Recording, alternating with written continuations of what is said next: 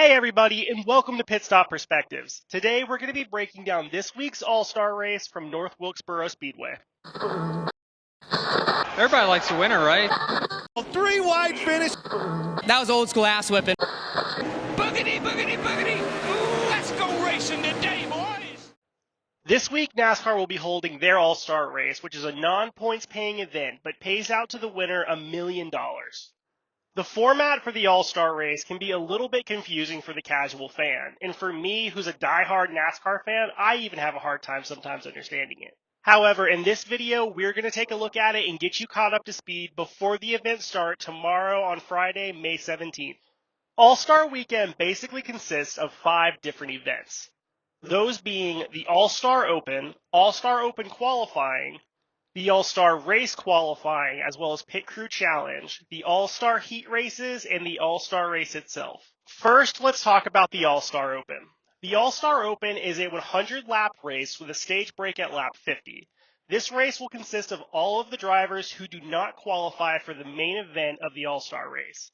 Drivers will be racing to earn a spot in the All-Star Race, and the top 2 finishers of this race will move on to be able to compete in the All-Star Race. On top of those top 2 finishers, fans will also be able to vote in their favorite drivers, and the driver receiving the most votes will be able to move on to the All-Star Race. If the fan vote is won by one of the drivers who races their way in, then the next highest vote getter will move on to the All-Star Race. To set the field for the All-Star Open, we'll have All-Star Open Qualifying, which will be your typical qualifying session.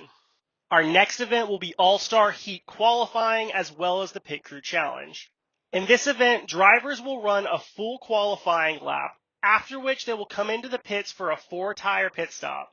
After the stop, they'll race off of pit road and back to the start-finish line to be able to complete their qualifying run. The fastest times will set the starting order for the All-Star Heat races. On top of that, the pit crew who sets the fastest lap time will be crowned the winner of the Pit Crew Challenge, and that team will receive the first pit stop selection. After the Pit Crew Challenge and qualifying, we'll have the Heat races. The Heat races will be 2 60-lap races with a stage break at lap 30.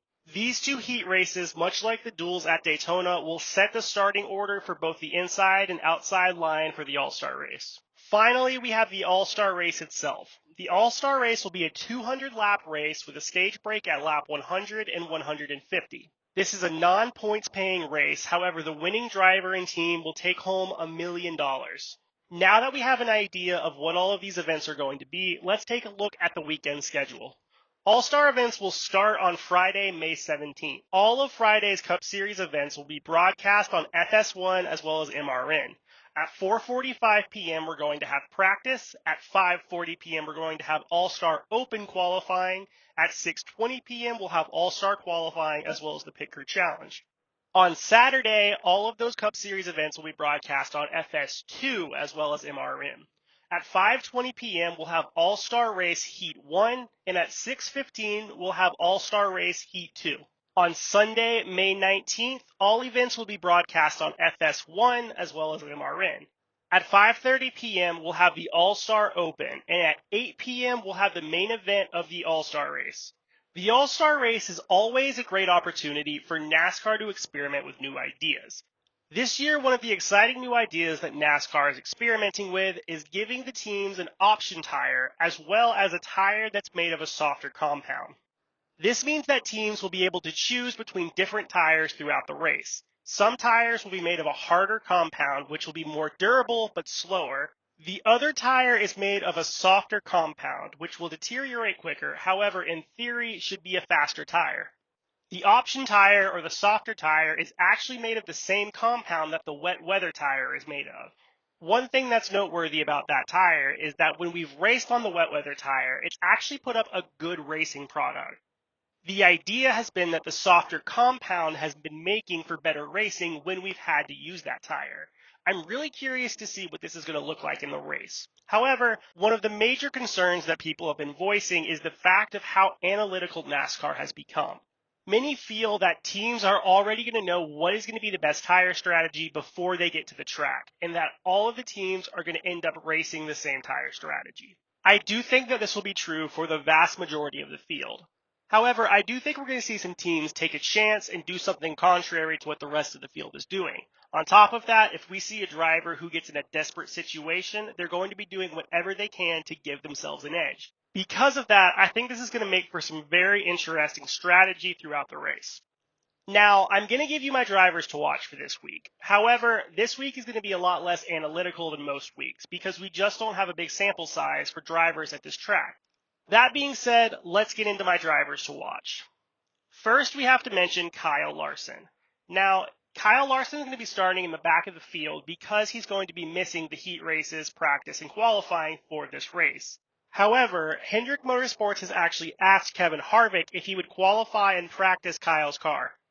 As I mentioned, Kyle Larson will still have to start in the back of the field because he's going to miss the heat races. But this will give Hendrick an opportunity to know at least what's going on with the car by having an experienced driver behind the wheel. Despite the fact that Kyle Larson is starting in the rear of the field, he's still my favorite to win this race.